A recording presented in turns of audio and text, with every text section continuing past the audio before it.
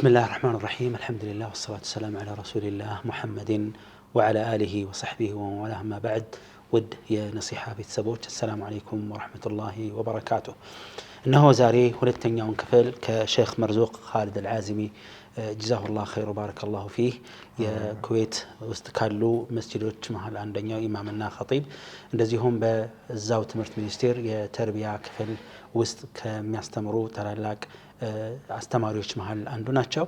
ባለፈው ክፍላችን ላይ ከሱረቱ ዩሱፍ አለይሂ ሰላቱ ወሰላም የምንወስዳቸውን በርካታ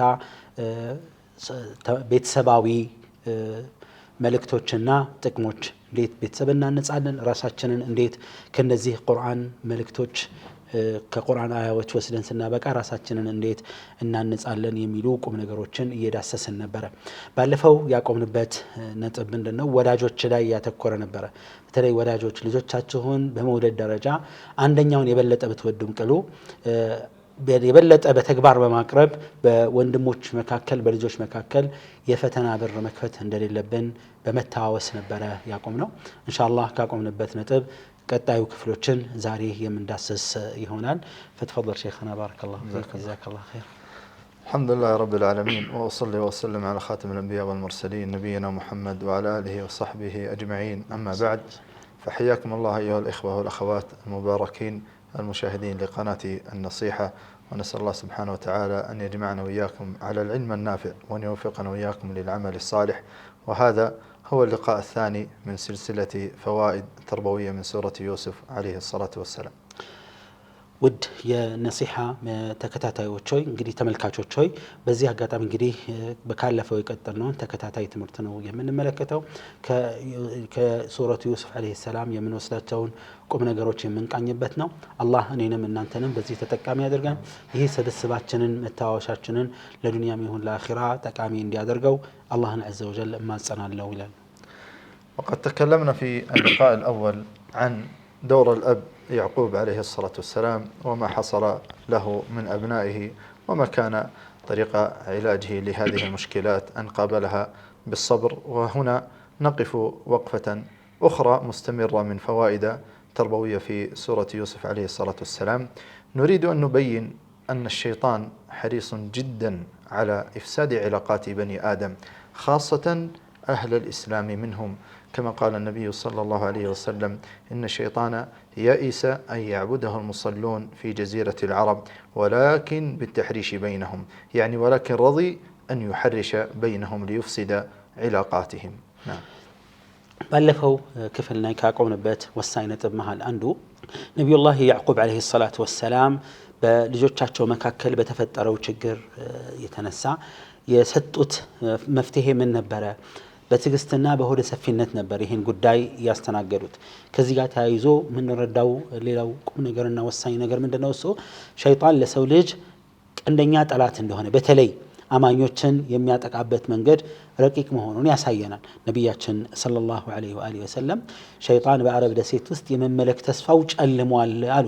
ነገር ግን በመካከላቸው ቅሬታና ልዩነትን መቃቃርን በመፍጠር ትልቅ ሚና የሚጫወቱ ነገር ያስደስተዋል ያረካዋል ብለዋል አለይሂ ሰላቱ ወሰላም። በተለይ አማኞች መሃል የሚፈጥረው ተጽዕኖ ለመለያየት ቅሬታ ለመፍጠር የሚሄድበት ርቀት በጣም ረጅም መሆኑን መረዳትና መገንዘብ ያስፈልገናል። والأسرة معاشر الإخوة مهمة جدا في المجتمع، فصلاح الأبوين صلاح الأبناء وصلاح الأبناء صلاح المجتمع.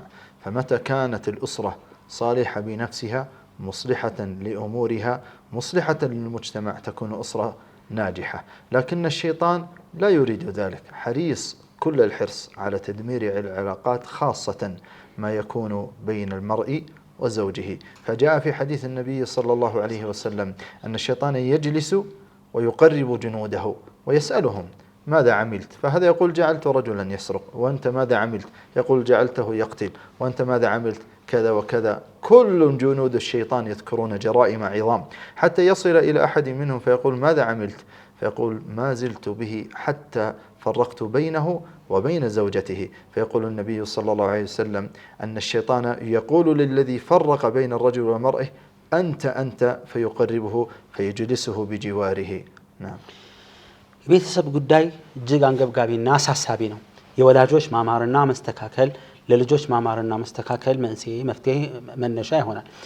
የልጆች መስተካከል ለቤተሰብ መስተካከል አንድ ማሳያ ነው። የቤተሰብ መስተካከል ለህብረተሰብ መስተካከልና መቃናት አይነተኛ መነሻና መሰረት ነው። ስለዚህ ነው ሸይጣን ቤተሰብ ላይ ያለው ትኩረት በጣም ጠንካራና ከፍተኛ ነው። ሰዎችን የፈተነ ተንኮልና ሴራ የጠነሰሰ በማንኛውም ግለሰብ ከባለቤቱ ጋር እንዲራራቅ እንዲፋቱና እንዲለያዩ ትልቅ ሚና ይጫወታል። ምክንያቱም አንድ ቤተሰብ ከፈረሰ ማህበረሰብን ማፍረስ ቀላል ነው፣ የመጀመሪያ እርምጃ መሆን ስለሚችል ማለት ነው። ይህን እውነታ ረሱል ሰለላሁ ዐለይሂ ወሰለም በሐዲስ ላይ ነግረውናል። ሸይጣን ዋናው የሸይጣን መሪ ይቀመጥና ግብረ አበሮቹን ጥያቄ ይጠይቃቸዋል። ምን ሰራችሁ ዛሬ? ለሰዎችን ያሳሳቱበትን የተለያየ መንገድ ይጠይቃል። አይ ይሄኛው አንደኛው እንዲሰርቅ አደረኩት፣ ነፍስ እንዲያጠፋ አደረኩት። ሁሉም የተለያዩ የሰው ልጅ ላይ ያሳደሩትን ክፉ ተጽዕኖ ይናገራሉ፣ የስኬት ምህዋራቸውን ያስቀምጣሉ። ነገር ግን አንደኛው ምን ይላል? ከዛ መሃል ከነሱ መሃል እኔ ባልና ሚስትን አቃቅሬ አቀያይሜ ብዬ እስከ መለያየት አደረስኳቸው፣ እንዲፋቱ አደረኳቸው ሲል ሸይጣን ናና አንተ ዋና ሰው ነህ ብሎ ለሱ በጣም ያቀርበውና ባለሟሉ ያደርገዋል አሉ ረሱል አለይሂ ሰላቱ ወሰላም። ይሄ የሚያሳየው ምንድነው? ሸይጣን ቤተሰብን በመበተን ትልቅ ክፍተት በመፍጠር ቤተሰብ ሲወድም ማህበረሰብ ሊወድም እንደሚችል የመጀመሪያው እርምጃ መሆኑን ያስገነዝበናል ማለት ነው። ስለዚህ የሸይጣንን ጠላትነት የከፋ ክፋትን መረዳትና መገንዘብ ያስፈልገናል። ودور الشيطان في فساد العلاقات وتدمير الأسرة كان واضحا جليا في سورة يوسف عليه الصلاة والسلام. فعلى سبيل المثال أول ذكر الله جل وعلا من كيد الشيطان قال يعقوب عليه الصلاة والسلام محذرا ابنه يوسف في مجرد رؤيا في المنام يراها طفل قال يا بني لا تقصص رؤياك على إخوتك. لماذا يا أبي؟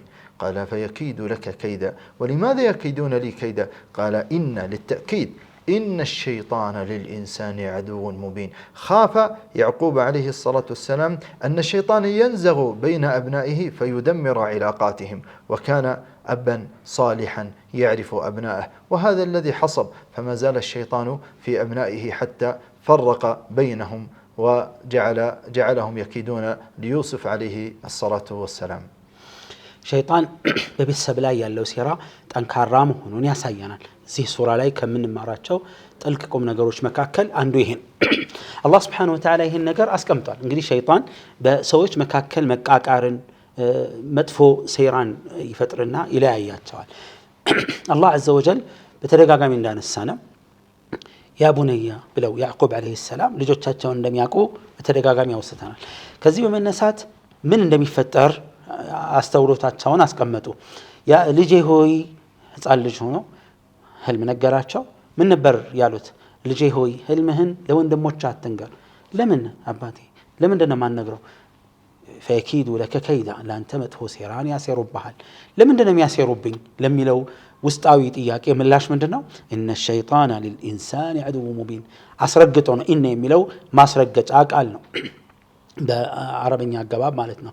ሸይጣን እኮ ለሰው ልጅ ቀንደኛ ጠላት ነው። ጠላትነቱን ይፋዊ ተግባሩን ከሚያሳይበት አንዱ የነብዩላህ ዩሱፍ ታሪክ ውስጥ የተከሰተው ነገር ነው። እንዲለያዩ ያደረጋቸው እስከ ግድያ እኮ ነው እንዲመኙ ያደረጋቸው ይሄ ሸይጣን ሴራና ተንኮል ማለት ነው። እንዲለያዩ እንዲበታተኑ ምክንያት ሆነ። የሸይጣን ሚና በቤተሰብ ውስጥ ያለው ተጽዕኖ ጠንካራ መሆኑን ያሳየናል። والكيد الثاني أو دور الثاني للشيطان في تدمير أسرة يعقوب عليه الصلاة والسلام ما حصل من أنهم اتهموا أباهم نبي ابن نبي يعقوب ابن إسحاق ابن نبي، اتهموه بالضلال البين والخطأ لأنهم ظنوا ظنا خاطئا أن يعقوب عليه الصلاة والسلام يحب يوسف وأخيه أكثر منهم، إذ قالوا ليوسف وأخوه أحب إلى أبينا منا ونحن عصبة إن أبانا لفي ضلال مبين، أبانا منحرف عن الطريق، أبانا خاطئ خطأ عظيم، أبانا يقرب أخواننا علينا ويقدمهم علينا. هذا أول ما رماه الشيطان في أبناء يعقوب عليه الصلاة والسلام، فاتهموا أباهم بالظلم والخطأ الواضح البين. نعم. شيطان በነቢዩላህ ያዕቁብ ቤተሰብ ውስጥ ከዘራቸው ተንኮሎች የመጀመሪያው እርምጃ ነቢይ የሆኑትን የነቢይ ልጅ የሆኑትን ያዕቁብ የኢስሐቅ የኢብራሂም ዓለይሂሙ ሰላቱ ወሰላም እነዚህ የነቢያቶች ልጆች ናቸው። የነቢይ ልጅ የሆኑትን አባታቸው አያታቸው ነቢይ የሆኑትን ነቢይ በግልጽ ጥመት ስተት የተዛባ አቋም እስከ መጠርጠር አባታቸውን እንዲደርሱ አደረጋቸው። ምን አሉ? አላህ ስብሓነሁ ወተዓላ ነገሩን ሲነግረን ኢዝ ቃሉ ለዩሱፍ ወአኹሁ አሐቡ ኢላ አቢና ሚና ወነሕኑ ዑስባ እኛ ግሩፕ ቡድን ሆነን እያለ ከፍተኛ ቁጥር አባላት የቤተሰብ አባላት ሆነን እያለ እኛ ወንድማማቾች ከኛ ውጭ ግን በተለየ መልኩ አባታችን ዩሱፍንና ወንድሙን በጣም ይወዳል ከኛ በተሻለ አባታችን ግልጽ የሆነ ጥመት ላይ ነው፣ ስተት ላይ ነው፣ የተዛባ እይታ አለው፣ በድሎናል ብለው አባታቸውን እስከ መጠርጠር አደረሰ ሸይጣን። ይህ የመጀመሪያ በነቢዩላህ ያዕቁብ ዓለይሂ ሰላም ቤተሰብ ውስጥ የፈጠረው አንደኛው የሴራው የመጀመሪያው ክፍተት በዚህ አይነት መልኩ ነበረ። وكما تقدم إخواني في لقائنا الأول أن يعقوب عليه الصلاة والسلام لم يكن مفرقا بين أبنائه، بل كان يحبهم كلهم ويقربهم كلهم، حتى في المنادات لم يفرق بينهم، على ما لاقى من أذى وابتلي وصبر وبكى حتى ذهب بصره من شدة البكاء مما رأى من أبنائه، ومع هذا هم اتهموهم بأنه قد قدم يوسف وأخيه عليهم. በተደጋጋሚ እንዳሳለፍ ነው ያዕቁብ ዓለይሂ ሰላም በተጨባጭ ስናይ ልጆቻቸውን በውዴታ የለዩበት ምንም ተግባራዊ ነገር አልተገኘም ነበር። ሐታ በአጠራር ደረጃ ልጆቼ ነው ሁሉንም የሚጠሩት አለዩአቸውም። እኩልም እንደሚወዷቸው የሚያሳዩ ተጨባጮችን አሳልፈናል። ከመውደዳቸውም ጋር ብዙ ስቃይና ችግር አሳይተዋቸዋል። እነዚህ ልጆች አስነብተዋቸዋል፣ ቅስማቸውን ሰብረዋል፣ አይናቸው እስኪጠፋ ድረስ እንዲያለቅሱ በሐዘንና በትካዜ ውስጥ እንዲዋጡ አድርገዋቸዋል። ከመሆኑም ጋር የሸይጣን ሴራ ከባድ ነበረ። አባታችን የበለጠ እነሱን ይወዳል ብለው ጥርጣሬ እንዲፈጠርባቸው ትልቅ ሚና ተጫውተው እናገኛለን። ويتضح لنا أيضا كيد الشيطان وحرصه على تدمير الأسر والعلاقات، خاصة ما يكون بين الإخوة والأخوات من بعض الشحناء أو نوع غيرة يغار بعضهم من بعض. فأول ما طرحه من رأي أمله عليهم الشيطان في حل قضية ظنوها أنها حق وهي باطل، أن يوسف وأخيه بنيامين أحب إلى أبيهم منهم. أول رأي طرحوه قالوا اقتلوا يوسف، نتخلص ونعالج هذه المشكلة بقتل يوسف، أو اطرحوه أرضا. الرأي الثاني نرميه في أرض بعيدة ونتخلص منه. نعم. የሸይጣን ተንኮልና ሴራ በጣም ከባድ ነው። በተለይ በወንድማማቾች በእህታማቾች የሚፈጥረው ቅሬታ በጥላቻ ወይም አጉል በሆነ ቅናት መነሻነት በመካከላቸው መጥፎ ስሜት እንዲፈጠር ያደርጋል። የአንድ አባትና እናት ልጅ ሆነው ሳለ ራሱ በተጨባጭ ነገር ግን በውስጣቸው የሚፈጥረው ሴራ ተንኮል በቅናት መንፈስ የሚያሳያቸው እይታ በጣም ከባድ ነው። ሴራው ጠንካራ መሆኑን ከሚያሳየው ነገር አንዱ በዚህ ቅናት የተነሳ የፈጠረባቸው ስሜት አንደኛ ዩሱፍና ወንድሙ አባታችን ዘንድ ከኛ የበለጠ የተወደደ ነው። ይሄ የፈጠረባቸው ጭረት ነው። ይሄ አንድ የተንኮል መነሻ ነው። ውጤቱ ምን ነበር ታውቃላችሁ? ውጤቱ የነበረው ድምዳሜው የከፋ ነበር። በሚያሳዝን መልኩ ወዴት ድምዳሜ ያደረሳቸው? በዚህ ምቀኝነትና ቅናት የተነሳ ዩሱፍን ግደሉት አንደኛው አማራጭ ነው። በቃ ግደሉና ተገላገሉ አባታቸው እነሱን ብቻ በንጹህ እንዲወድ ማለት ነው። ወይም ደግሞ ወጥረሁሁ አርضን ሩቅ ቦታ ወስዳችሁ ወርውሩት፣ በቃ ከአባታቸው እይታ በየትኛውም መልኩ መሰወር አለባችሁ ብለው ድምዳሜ ላይ ደረሱ።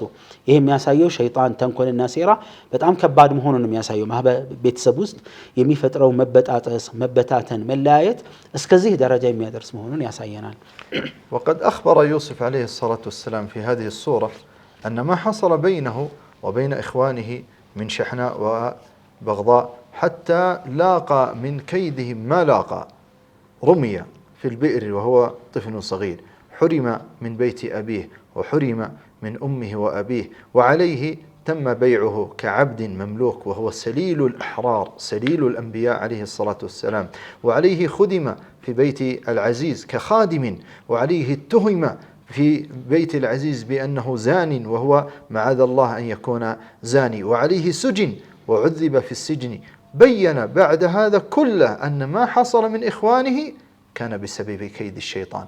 قال بعد أن اجتمع الله جل وعلا شملهم قال وقد أحسن بي إذ أخرجني من السجن، يعني الله أحسن إلى يوسف عليه الصلاة والسلام، قال وقد أحسن بي إذ أخرجني من السجن وجاء بكم من البدو من بعد أن نزغ الشيطان بيني وبين إخوتي. ሌላው ሸይጣን ተንኮል ብዙ ነገሮችን አደረሰባቸው። ሐቂቃ ነብዩላህ ዩሱፍ አለይሂ ሰላቱ ወሰላም ብዙ በደል ነው የተፈጸመባቸው። ጉድጓድ ውስጥ ተወረወሩ፣ ከእናት ከአባታቸው ቤት እንዲርቁ ተደረጉ። የጨዋ ልጅ ነቢይ የነቢይ ልጅ ሆነው ሳለ የዘር ሐረጋቸው የተከበረ ሆነው ሳለ እንደ ባሪያ ተሸጡ፣ ተለወጡ። ቤተ መንግስት ውስጥ አገልጋይ ሆነው ገቡ፣ እስር ቤት ገቡ። ከዛ በኋላ እስር ቤት ከመግባታቸው በፊት በዝሙት ተጠረጠሩ። ከዝሙት እጅግ ንጹህ የሆኑት ነብይ አለይሂ ሰላቱ ወሰላም ከመሆኑም ጋር ያን ሁሉ በደል ያን ሁሉ ችግር ተፈጠረ። ከዛ ምንድነው ያሉት? አላህ Subhanahu Wa Ta'ala የዋለላቸውን ውለታ ጠቀሱ። ያ ሁሉ አልፎ ቤተሰብ ከተሰበሰበና ከተገናኘ በኋላ አላህ Subhanahu Wa Ta'ala እኔን ከእስር በማላቀቅ የተነሳ መልካም ውለታ ዋለልኝ፣ ተገናኘንም። ምን አሉ ግን ከዛ በኋላ من بعد أن نزغ الشيطان بيني وبين إخوتي شيطان بنينا بوندموچي مكاكل ቅሬታን ክፋትን ከጫረ በኋላ ይሁሉ ነገር አለፈ። የተፈጠረውን ተንኮልና ሴራ ወደ ማን መለሱት? ወደ ሸይጣን ማለት ነው። ሸይጣን ሚናው የተጫወተው ሚና በጣም ጠንካራ ክፉ ነበርና ይሄን ነገር ከዚህ ሱራ እንገነዘባለን። ولا يظن أحد أنه في منأ من كيد الشيطان أبدا، مهما كان عالما كبيرا أو عابدا صالحا أو تقيا، حتى من كان علي الرتبة في التقوى والصلاح، فما زال الشيطان يكيد ليوسف عليه الصلاة والسلام حتى ما أراد أن يوقعه بالفاحشة الكبرى. ما حصل بين يوسف عليه الصلاة والسلام وامرأة العزيز من خبر لم يذكر في التوراة ولا في الإنجيل بأدق التفاصيل ذكرها ربنا جل جلاله وعظم سلطانه. ከዚህ ምን ወስደው ሌላ ቁም ነገርና ትምህርት ምንድነው? ማንም ሰው በእውቀት በዒባዳ በብቃትና ንቃት አላህን በመገዛት የትም ደረጃ ቢደርስ ዓሊም ቢሆን አላህን ፈሪ ቢሆን ከሸይጣን ተንኮልና ሴራ ማምለጥ እንደማይችል ያሳየናል። እዩ ነብዩላህ ዩሱፍ አለይሂ ሰላቱ ወሰላም ትልቅ የነብይነት ደረጃ ከመድረሳቸውም ጋር የሸይጣን ተንኮልና ሴራ እሳቸውን ከማሳደድ ወደ ኋላ አላለም። ሐታ ለዝሙት እስከ መጋበዝ የደረሰበት አጋጣሚ ነበር። በሳቸውና በንጉሱ ባለቤት መሃል የተፈጠረውን ዝርዝር ነገር በተውራትም ይሁን በእንጂል ያልተጠቀሱ ዝርዝር ነገሮችን አላህ ቁርአን ላይ ጠቅሶልናል። ይሄም ያስረዳ ምንድነው? የፈለገ በዒባዳ በእውቀት ምጥቅ ብንሆንም ትልቅ ደረጃ ደርሰናል ብለን ብናስብም ቅሉ የሸይጣን ተንኮልና ሴራ እኛን ከማሳደድ በመንገድ ላይ ቁጭ ብሎ እኛን ከማጥመድ የማይወገድ መሆኑን ይህ ታሪክ በግልጽ ያስረዳናል። ومن هنا نرى أن الشيطان ما زال حريصا على إفساد الأسر، حتى بيت عزيز مصر وهو ليس مسلما، لكن حرص أن يدمر البيت بأن يوقع زوجة البيت في الفاحشة. فانظروا، المعتاد أن المرأة ذات العلية من النسب وذات المنصب الكبير لا تنظر إلى من هو خادم عندها أو إلى من هو وضيع القدر، مع حاشا كلا يوسف عليه الصلاة والسلام، لكن الشيطان حرص أن يفتن المرأة امرأة العزيز ذات المنصب والجمال والمكانة، أن يفتنها بمن يعمل عندها كخادم عليه الصلاة والسلام. شيطان ቤተሰብ ላይ ተጽዕኖ አሳድሮ ሴራውን ጭሮ እስከ መበታተን ለማድረስ የተጫወታቸውን ሚና ስንመለከት ቤተ መንግስት ደረጃ ደርሶ የባለስልጣን ባለቤት የሆነችዋን ሴት በክብር ሙስሊም አይደሉም፣ ነገር ግን በክብር በደረጃ በውበት ትልቅ ደረጃ ነኝ አለሁ ብላ መታሰብ የባለስልጣን ባለቤት እንደ ሰራተኛ በሚታየው ዩሱፍ አለይሂ ሰላቱ ወሰላም ከዚህ የላቁ ናቸው። ተባን እንደ ተሸጠው እንደ አገልጋይ ሆነው ስለመጡ ነውና ከዚህ አንፃር አገልጋይ ኻዲም የተባለ ተገዝቶ የመጣ ባሪያ ተብሎ የሚታሰብ አካል ጋር ወደ ኋላ ወደ ታች ወርዳ እስከ መልከስከስ ክብሯን ማሳጣት የምትፈልግበት ምንም ተጨባጭ የለም በተለምዶ ማለት ነው።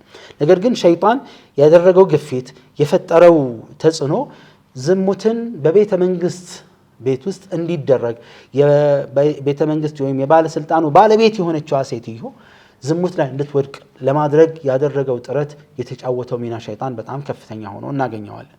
ነብዩላህ ዩሱፍ አለይሂ ሰላቱ ወሰላም ግን አላህ ተጠበቃቸው። ከባርነትም በታችና አነስተኛ ከሆነ ማንነትም አላህ Subhanahu Wa Ta'ala ያላቃቸው ነብይ ሆነው ሳለ ሸይጣን ቤተሰብን ለመበታተን የሚጫወተው ሚና ምን ያክል የጠለቀ የሚሄድበትን ርቀት መመልከትና መገንዘብ እንችላለን። ومن هنا نوجه رسالة تربوية أسرية على رب البيت وعلى امرأة البيت أن تحرص أن لا تجالس أجنبيا حتى ولو كان خادما أو صبيا، لأن الشيطان حريص على إيقاع الشهوة وإفساد العلاقات في البيت الواحد، والنبي صلى الله عليه وسلم قد أرشدنا إلى قطع هذه العلاقات، قال لا يخلون رجل بامرأة إلا كان الشيطان ثالثهما، فإذا كان الشيطان ثالثهما أوقعهما بما لا تحمد عقباه. وهذا تماما ما نسمعه بين مرة وأخرى خاصة في وسائل التواصل، أن هناك من فعل الفاحشة من عامل مع امرأة مع أو شاب في البيت مع خادمة، وهذه توجيهات أسرية حقيقة. لا تجعل ابنك الشاب مع الخادمة، ولا تجعل امرأة ابنة أو زوجة مع الخادم، احذر فإن الشيطان سيوقعهم بما لا يحمد عقباه. በዚህ አጋጣሚ ለቤተሰባዊ ምክርን እናሳልፋለን ይላሉ። በዚህ አጋጣሚ ከዚህ ክስተት ተነስተን የቤት አባወራዎች አባትም ይሁን እናት በተቻለ መጠን በምንም መልኩ ባዕድ ከሆኑ ሰዎች ጋር ሴቷ ባዕድ ከሆነ ወንድ ጋር ልጆች ቢሆኑም ወንዱ ደግሞ አባት ባዕድ ከሆኑ ሴቶችም በየትኛው መልኩ ቢሆን አብረው ገለልተኛ ከእይታ ርቀው መቀመጥ እንደሌለባቸው ያሳያል። ምክንያቱም ሸይጣን ሰዎችን ያሳስታል። የፈለገውን ሚና ተጫውቶ በስሜት ውጥረት ውስጥ አስገብቶ ዝሙት እንዲፈጸም ያደርጋል። ብዙ ምን ሰማቸው ተጨባጮች አሉ። ነብያችን ሰለላሁ ዐለይሂ ወሰለም ወደ ተጨባጭ ከመሄዳችን በፊት ነብያችን ሰለላሁ ዐለይሂ ወሰለም ባዕድ የሆነ ወንድ ወይም ባዕድ የሆነ ሴት ባዕድ ከሆኑ ተቃራኒ ጾታዎች ከሰው እይታ ገለልተኛ ሆነው አይቀመጡም፣ ሊቀመጡ አይገባም፣ ሶስተኛቸው ሸይጣን ስለሚሆን ብለዋል ረሱል ዐለይሂ ሰላቱ ወሰላም። ሸይጣን ወትውቶ ወደ አልሆነ አቅጣጫ ያሳያል። በሶሻል ሚዲያ ላይ በተደጋጋሚ እንደሚሰማው ስንትና ስንት ሴቶች ናቸው የቤተሰብ ኃላፊ የሆኑ ሴቶች ከወንድ ሰራተኞቻቸው ጋር ሸይጣን ፈተና ፈጥሮባቸው በዝሙት ውስጥ የወደቁ። በተቃራኒ ስንትና ስንት ወጣቶች ናቸው ከሰራተኞች ጋር ግንኙነት በመፈጸም ለዝሙት የተጋለጡ። በተቻለ መጠን ሁሉም ወላጅ ጥንቃቄ ማድረግ ያለበት የሸይጣን መንገድ በጣም ፈታኝና ከባድ በመሆኑ የተነሳ ከተቃራኒ ጾታ ጋር ወንድ ልጆችን ከሰራተኞች ጋር አባወራንም ቢሆን ከሰራተኞች ጋር ብቻ መተው የለባቸውም። ሴቷን ብትሆን ከወንድ ባዕድ ሰራተኞች ጋር ብቻቸውን መቀመጥ የለባቸውም። መራራቅና አንዱ ከሌላው ራሱን መጠበቅ ያስፈልጋል። የሸይጣን ፈተና በጣም ስሜትን ፈጥሮ ደረጃውን በማይጠብቅ መልኩ ወደ ዝሙት ሰዎች እንዲያመሩ የሚያደርግበት ሚና በጣም ከባድ ነው። ከዚህ ታሪክ የምንወስደው ከባድ ቁም ነገር ይሄ ነው። አደራ ወላጆችና ቤተሰቦችን የምንመክርበት ልዩ አጋጣሚ ነው። وأهل الأسرة أعلم متى يكون البيت فاضيا، سواء كان خادما أو خادمة أو ابنا أو بنتا أو زوجة أو زوج، يعرفون متى تكون الأوقات المناسبة لفعل شيء لا يحمد في دين الإسلام أو لا يليق في مجتمع أو لا يكون موجودا في العرف أو منبوذا. فهذا ما حصل من امرأة العزيز، قال الله جل وعلا وراودته التي هو في بيتها عن نفسه وغلقت الأبواب، ليس بابا واحدا وإنما أغلقت الأبواب الكثيرة لأجل أن تفعل الفاحشة مع من يكون خادما يخدمها في بيتها. نعم. تملكته يبيت ساب سوت ቤተሰብ ውስጥ ስለሚኖሩ የትኛው ሰዓት ጨረታን ፈጥሮ ለዝሙት አመቺ መሆኑን ያውቃሉ። ሰራተኛም ይሁን ወንድ ሰራተኛ፣ ሴት ሰራተኛ፣ የቤት አባወራ እናትም አባትም ወጣት ልጅም ሴት ልጅም ቢሆን ሁሉም የቤቱን ተጨባጭ በትክክል ስለሚያውቅ የትኛው ሰዓት ከእይታ ውጭ ነው ጭር ብለው የከፋ ተግባር ውስጥ የወደቀ የዝሙት ተግባር ውስጥ እንደሚወድቁ ሁሉም ያውቃል። ይሄን ቁርአንን ያሳየናል። አላህ Subhanahu Wa Ta'ala ምን አለ? እሷ ለዝሙት ፈለገችው ይላል Subhanahu Wa Ta'ala። ምንድነው ያደረገችው? ከዛ ወغلقت الابواب በሮችን ደጃፎችን ሁሉ ምን አደረገች? ዘጋጋች። አንድ በር አይደለም በርካታ በሮችን ቆለፈች። ለብቻቸው የሚሆኑበትን አጋጣሚ በደንብ አድርጋ ነው ያመቻቸችው። ለዝሙት አመቺን አየር የሚያቃሉና እነዚህ ሰዎች የከፋ ከማህበረሰብ እይታ አንፃር፣ ከባህል አንፃር፣ ከእምነት አንፃር፣ ከስነ ምግባር አንፃር የወረዱ ተግባራቶች የሚፈጽሙበት አጋጣሚ ሸይጣን ያመቻቻል። የቤተሰብ አባላቶች ይሄን በጥንቃቄ የሚያውቁ በመሆኑ የተነሳ ለዚህ ይጋለጣሉ። ለዚህ ነው የዝሙትን አይነት በር ሸሪዓችን ዘግቶ የምናገኘው። እና ከፍተኛ ጥንቃቄ አላህን መፍራት ሰዎች ከፊትና ራሳቸውን ማራቅ እንዳለባቸው ከባድ ቁም ነገር የምንማርበት ነው። وأيضا نأخذ هنا رسالة لما حصل من امرأة العزيز أنها راودت يوسف عليه الصلاة والسلام عن نفسه وغلقت الأبواب وقالت هيت لك، يعني جهزت لك نفسي لنفعل الفاحشة الكبرى. لكن هنا رسالة للآباء والأمهات، عليهم أن يربوا بيتهم وأبنائهم على تقوى الله جل وعلا وعلى مراقبة الله سبحانه وتعالى في السر والعلن. وها هنا رسالة نقول المراقبة الذاتية. يا بالا سلطانو بالا بيت يتكستبات النجر منسئ بمعرك ومنشأ بمعرك عندنا من الله وراودته التي هو في بيتها عن نفسه بيتها وسط يميجنيون عقل جاي باريوان سلا راسو عتاللتشو አባበለችው ይላል ሱብሓነሁ ወተዓላ። ከዚህ ምን እንረዳው ምንድነው? የቤተሰብ ኃላፊዎች ልጆቻችሁን አላህን እንዲፈሩ የአካል ክትትል እንደሚያስፈልጋቸው ያሳየናል። ምክንያቱም ማባበል ነፍስያን የሚፈትን በመሆኑ የተነሳ ክትትልና ልጆች አላህን መፍራት የሚችሉበትን ማንነት ማነጽ እንደዚሁም ደግሞ አካላዊ ክትትል መደረግ እንዳለበት ከዚህ ከባድ ቁም ነገርን እንማራለን። والمراقبة الذاتية إخواني وأخواتي المشاهدين لهذه القناة الطيبة المباركة قناة النصيحة، المراقبة الذاتية نحن نريد أن نربي أنفسنا عليها أولا ثم نربي عليها أبناءنا، بحيث أننا نقول لأبنائنا وبناتنا لا تظن أنك خال في وقت معين، بل الله رقيب عليك وليس أنا مجرد ناصح وموجه. يعني الأب يقول لأبنائه، وعلى الأبناء أيضا أن يكون في قلوبهم حقيقة مراقبة الله سبحانه وتعالى، فتقوى الله هو السبب الأعظم في النجاة من فتن الدنيا، خاصة مع انفجار وسائل التدمير الأخلاقية السوشيال ميديا. نعم، هذا الوصف الدقيق لها هي تدمير للأخلاق وللأديان وللعقول وذهابا للأوقات وتدميرها بما لا ينفع. أكالاوي ቁጥጥር ስንል ማለት የሚፈልግበት የተሻለ ምን አገላለጽ ምንድነው? የቤተሰቡ ኃላፊም ቢሆን ልጆች አላህ ያየኛል ይከታተለኛል የሚለውን እውነታ ልብ ውስጥ ማስረጽ መቻል ነው። የቤተሰብ ኃላፊዎችም አላህ ያየኛል ይከታተለኛል የሚለው እምነት ውስጣቸው ሊገባ ይገባል። የቤተሰብ ኃላፊ ለልጆቹም መስጠት ያለበት መልእክት ምንድነው? የኔ ጊዜያዊ መንገድ አቅጣጫ ማሳየት እንጂ ሙሉ ቁጥጥር ማድረግ አይደለም። እውነተኛ ተቆጣጣሪ እውነተኛ ተከታታይ አላህ ሱብሓነሁ ወተዓላ ነው። እኔ አቅጣጫ ላስይዛችሁ መንገዱን ላረማችሁ ካልሆነ በቀር እውነተኛ ተቆጣጣሪ አይደለሁም የሚለውን ነገር ልባቸው ውስጥ ማስረጽ ያስፈልጋል። በተለይ አሁን ባለንበት ተጨባጭ ሶሻል ሚዲያ ያለው ማህበራዊ ትስስር ተልእኮ ምንድነው ከተባለ በትክክል ስነ ምግባርን ማናሸቅ፣ ስብዕናን ማሳጣት፣ እምነትን ማንነትን ለማውደም የተዘጋጀ መሳሪያ መሆኑ ከሁሉም የማይደበቅ የማይሰወር እውነታ ነው።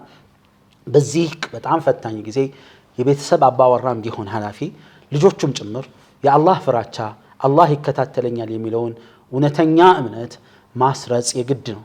ይህ ነው የመዳኛው መንገድ። ወይላ ይሄ የሚታየው ሶሻል ሚዲያ ምን ያክል አጥፊ መሆን በትክክል አጥፊና አውዳሚ መሆኑ ከሁሉም የማይጠፋ ነው። አላህን ፍራቻ ልብ ውስጥ ማስረጽ ግን አይነተኛው መፍትሄ ነው። فإذا غرسنا في نفوس أبنائنا وفي نفوسنا أولا تقوى الله جل وعلا والمراقبة الذاتية، يعني الإنسان لا يقول ولا يظن أنه سيخلو يوما أو لحظة من اللحظات دون مراقبة، بل الله جل وعلا رقيب، كما أحسن الشاعر الإمام القحطاني حيث قال: إذا ما خلوت بريبة في ظلمة والنفس داعية إلى الطغيان فاستحي من نظر الإله وقل لها إن الذي خلق الظلام يراني. فالذي خلق الظلام الله جل وعلا يراك أينما كنت وعلى أي حالة كنت. وهنا أرشد صلى الله عليه وسلم أبي ذر ومعاذ بن جبل قال: اتق الله حيثما كنت. نعم. እዚህ ጋር በጣም ምን ወስደው አሳሳቢ ቁም ነገር ምንድነው? እሱ በየትኛውም ቅጽበትና ሴኮንድ አፍታ ከአላህ ቁጥጥር ውጭ ምን ሆነበት ጊዜ የለም። አው ቤቶች ባዶ ሊሆን ይችላል። ቤተሰቦች ከቤተሰቦች እይታ እንደ ሰው ራሱን ሊሰወር ይችላል። ነገር ግን የትኛውም ሰኮንድ የሚሆን ቅጽበት ከአላህ እይታ ቁጥጥር ውጪ መሆን ምንችልበት አጋጣሚ እንደሌለ ማወቅ ያስፈልጋል። አላህ ያየኛል፣ ይመለከተኛል፣ ይከታተለኛል የሚለው ጽኑ እምነት በእያንዳንዱ አማኝ ውስጥ ልብ ውስጥ ሰርጾ ሊገባ ይገባል። ቀሕጣን የሚባሉት ገጣሚ እንዲህ ያሉት ግጥም ምንኛ ያማረ ነው። ወኢዛ ኸለውተ ቢሪበትን ፊ ظልመትን ጨለማ ተገን ውስጥ ሆነህ አጠራጣሪ ተግባር ውስጥ ብቻህን ከሰው እይታ ተገልለህ ባለህበት ጊዜ ወነፍሱ ዳዕየቱን ኢለ ጡግያኒ ነፍስ ወሰን ለማለፍ እየገፋፋችህ ባለበት ቅጽበት ፈስተሒ ሚን ነظር ልኢላህ ወቁል ለሃ የአላህን እይታ እፈር ለነፍስህም እንዲህ በላት ኢነ ለዚ ኸለቀ الظላመ የራኒ ጨለማን የፈጠረው ጌታ ይመለከተኛል እኮ ብለህ ነፍስህን ንገራት የሚለው እውነታ በእያንዳንዱ ሰው ላይ ልብ ውስጥ ሊሰርጽ ይገባል።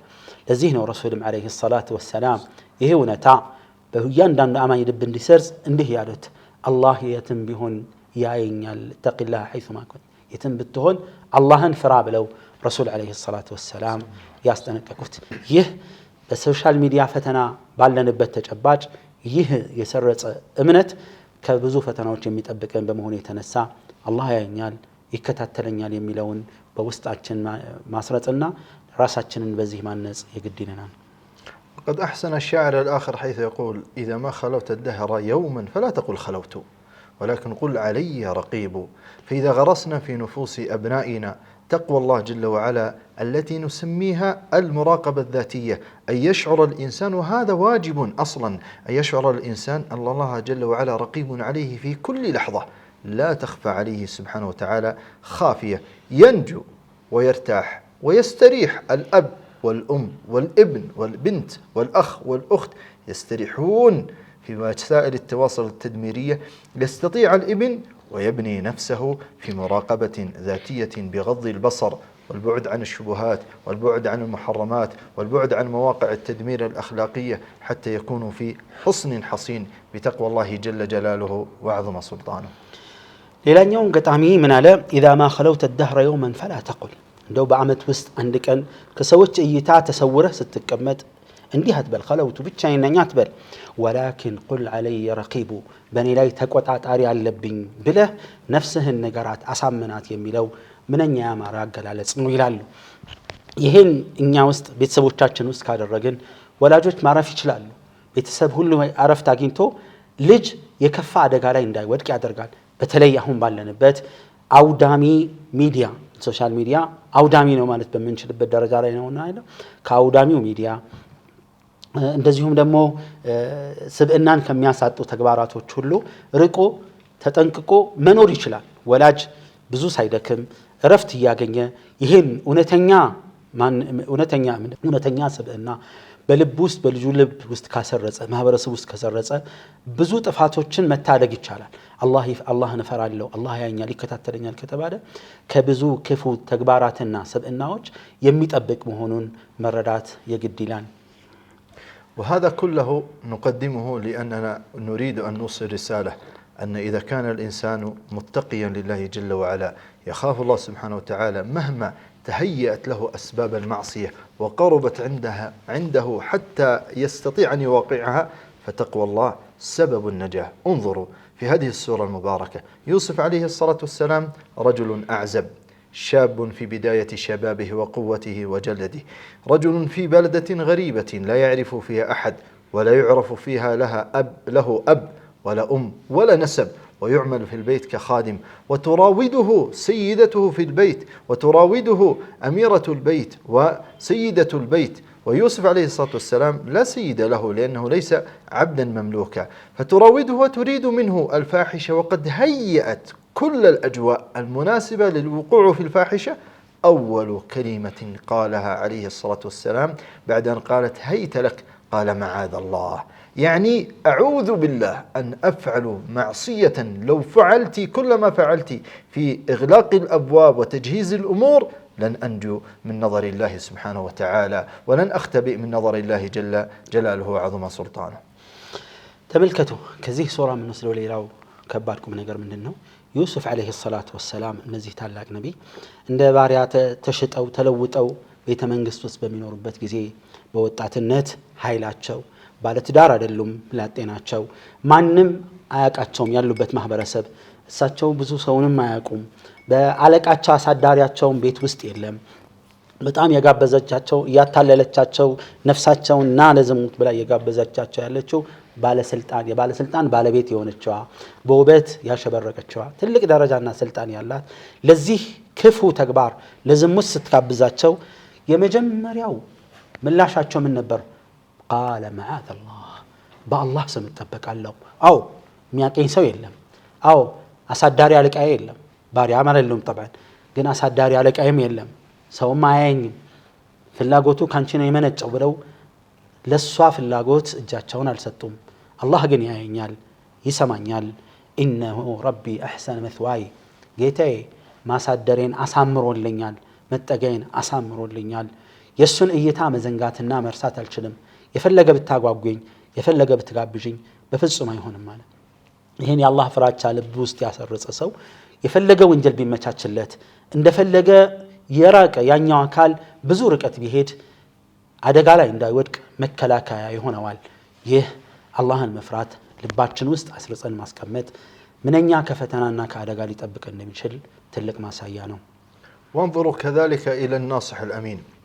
الرجل الناصح دائما يحرص على تكوين الأسرة وترابطها، فإذا جاء رجل وامرأة إلى أخ يريدون نصحه للتوجيه لا يسرع إلى التفرقة بين الزوج وزوجته، بل يحرص حرصا شديدا على تأليف القلوب واستمرار هذه الأسرة وهي سفينة نجاة المجتمع.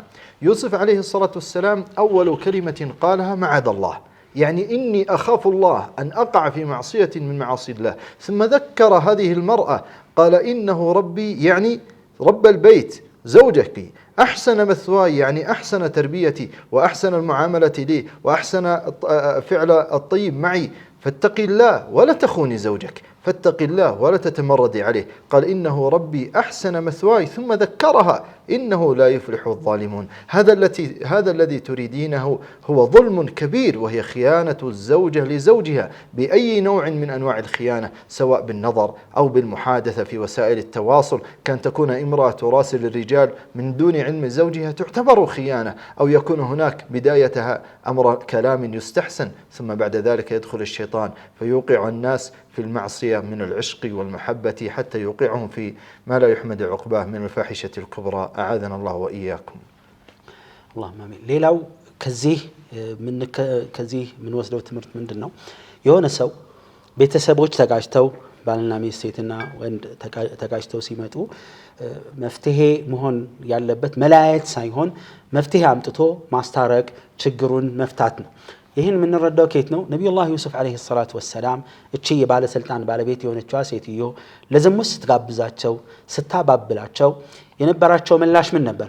መዓዘላህ አላህን እፈራለሁ፣ ፍጹም አንቺ የምትፈልጊውን ላሳካ አልችልም ካሉ በኋላ እሷን ወደ መምከር፣ ቤተሰቡን ወደ ማረቅ፣ ቤተሰቡን እንዳይፈርስ አቅጣጫ ወደ ማስያዝ ነው የሄዱት። ምንድነው ያሉት? ኢነሁ ረቢ የሚባለው እዚህ ቦታ ላይ አሳዳሪ ነው፣ ያንቺ ባለቤት እኔን ያሳደረ አሕሰነ መስዋይ በደንብ የተንከባከበኝ አስጠግቶ እዚህ ደረጃ ላይ እንድደርስ ያደረገኝ ሰበብ ነውና እሱን ላስከፋ አልፈልግም። ላንቺም ባልሽ ነው፣ ባለቤትሽ ነው፣ ልታስከፊ አይገባም። ይህን ትዳር ማፍረስ የለብሽም። በየትኛውም አይነት ክህደት በትዳርሽ ላይ ልትፈጽሚ አይገባም። ኢነሁ ላ ይፍሊሑ ዛሊሙን እየሰራሹ ያለሽው በደል ነውና በደለኞች ደግሞ አይሳካላቸውም፣ የፈለጉት ዓላማ ላይ መድረስ አይችሉም። ይህ የቤተሰብ ወይም የትዳር ክህደት የሚባለው አንድ ሴት ከተቃራኒ ጾታ ጋር ባሏ በማያውቀው መልኩ ደብዳቤ መጻጻፍ፣ በሶሻል ሚዲያ በግል ማውራት፣ ከእይታ ውጭ ሆኖ ይህን መፈጸምና ማድረግ ይህ ትዳር ላይ ክህደት መፈጸምና ለማፍረስ የሚደረግ ጥረት ነው።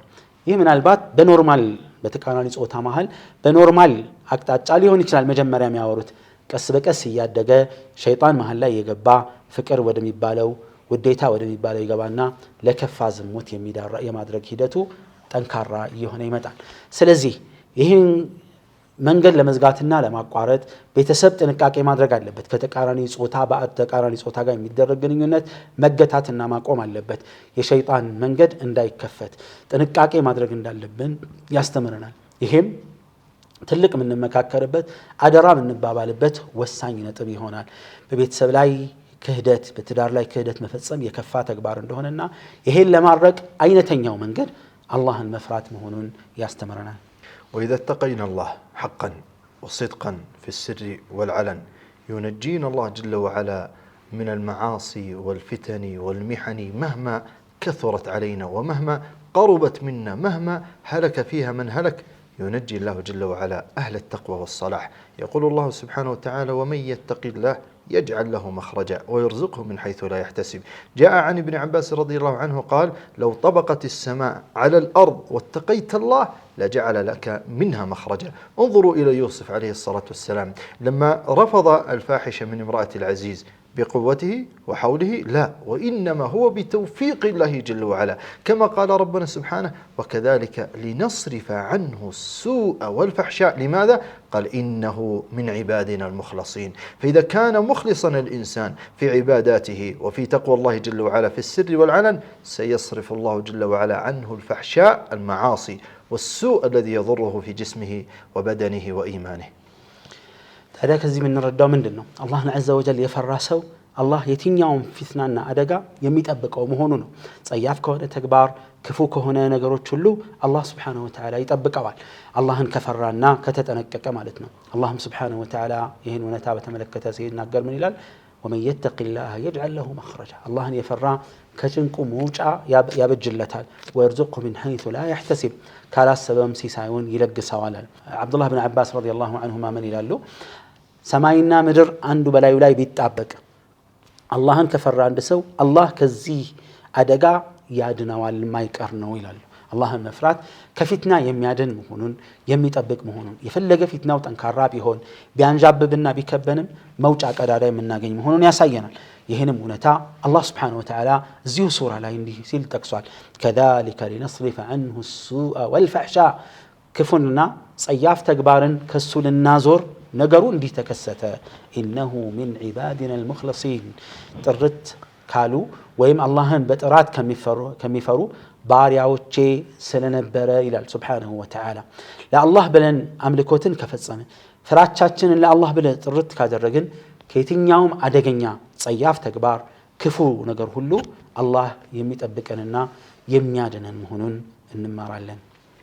هذه النجاة الأولى ليوسف عليه الصلاة والسلام من كيد الشيطان وكيد امرأة العزيز. والنجاة الثانية أنها لم تفتر في مطالبته بالفاحشة بعد أن انتشر وشاع الخبر في القرية أن امرأة العزيز تراود فتاها عن نفسه قد شغفها حبا. فلما سمعت بمكرهن وما قالوا نساء المدينة من وجهائها هذا الكلام إلا لأنهن طمعن في الرؤية يوسف عليه الصلاة والسلام هذا الذي جر زوجة امرأة العزيز أن تراوده عن نفسه. فلما سمعت بمكرهن أرسلت إليهن. ثم لما اجتمعن النساء وأردنا أن يوسف عليه الصلاة والسلام يواقع امرأة العزيز وفي قول لبعض أهل العلم أن يفعل معهن كلهن قالت امرأة العزيز ولئن لم يفعل ما أمره ليسجنن وليكونن من الصاغرين. قال ربي السجن أحب إلي مما يدعونني إليه. فقال ربنا سبحانه وتعالى فاستجاب له ربه فصرف عنه كيدهن إنه هو السميع العليم. የነቢዩላህ ዩሱፍ ዓለይሂ ሰላቱ ወሰላም የፈተና ጉዳይ አላለቀም። የሸይጣንን ፈተና አይተናል። የዚችኛውን ሴትዮን ፈተናም አልፈው አላበቃም። ፈተናው ያሳደዳቸው መከራው የተከተላቸው ለዝሙት አሁንም የመጋበዙ ሂደት በጣም ጠንክሮና በርትቶ ነበር የመጣ። አላህ ከዚህ ፈተና አዳናቸው። ነገር ግን ነገሩ በዚህ አላበቃም። ነገሩ ተሰራጨ። ኸበሩ እምራአቱል ዐዚዝ የባለስልጣኑ የመንግስቱ ባለቤት እኮ ልጇን አገልጋዩን ማለት ነው እሷ ዘንድ ያለውን ሰራተኛ አገልጋይ ለነፍሷ ጋበዘችው፣ ልታታልለው ሞከረች፣ ፍቅር ልቧን መቷታል ብለው አወሩባት። ይሄ ወሬ እልህ ፈጠረባት፣ ጫና ፈጠረባት። በቃ እንግዲህ አሳያችኋለሁ አለችና ልክ የነሱን ሴራ የወሬ ቅብብሎሽና ሐሜት ስትሰማ ሁላቸውንም ጋብዛ መጣቻቸው፣ ጠራቻቸው። የተፈለገው የታሰበበት ታርጌት ምንድነው? ይሄን ሰው አሸንፌ ዝሙት ከኔ ጋር እንዲፈጽም አልያም ከበርካታ ሴቶችም ጭምር ሊፈጽም እንደሚችል ይነግራሉ። ያኒ ሙፈሲሮች እንደሚያስቀምጡት ከሷም ይሁን ከሌሎቹ ሴቶች ጋር ዝሙት እንዲፈጽሙ የተደረገ ጠንካራ የግብዣ ሂደት ነበረ እና እሳቸውን አመጣችና ይሄን ነገር ሲያዩ ነብዩላህ ዩሱፍ አለይሂ ሰላም አላህን ሱብሓነሁ ወተዓላ ተማጸኑ። ጌታዬ ሆይ እነሱ ከሚጋብዙኝ የዝሙት ግብዣ ይልቅ እስር ቤት መታሰሬ ለኔ የተሻለ ነው ጌታዬ ብለው አላህን ሱብሓነሁ ወተዓላ ተማጸኑ። ይሄን አደጋ አንተ ማታዞርልኝ ከሆነ በራሴ አቅምና የግል ችሎታ ስላልሆነ ማታዞርልኝ ማትመክትልኝ ከሆነ ወደ እነሱ ዘነበልና ፈተናለው አሉ። አላህ ሱብሓነሁ ወተዓላ ዱዓቸውን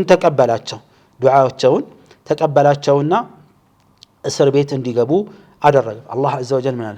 ፈስተጃበ ለሁ ረቡህ ያደረጉትን ዱዓ አላህ ምላሽ ሰጣቸው።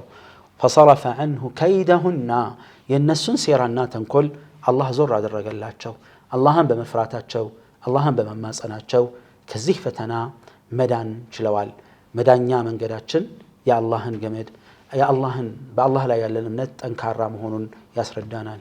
إخواني وأخواتي أنا أنصحكم في المطالعة في المصحف الكريم وإعادة النظر في آياته بنظرة تدبر وقراءة كتب التفسير حتى يستفيد الإنسان من قراءته للقرآن. وليس كل حافظ يحفظ القرآن يفهم معانيه، بل ينبغي للمسلم أن يقرأ القرآن وينظر إلى هذه الفوائد حتى يكون عاملا بهذا الكتاب المنزل، لأن كتاب الله سبحانه وتعالى القرآن الكريم سبب للنجاة في الدنيا من الفتن والمحن والأمراض، فهو شفاء أيضا وسبب في النجاة في الآخرة من الفزع الأكبر ومن عذاب الله سبحانه وتعالى.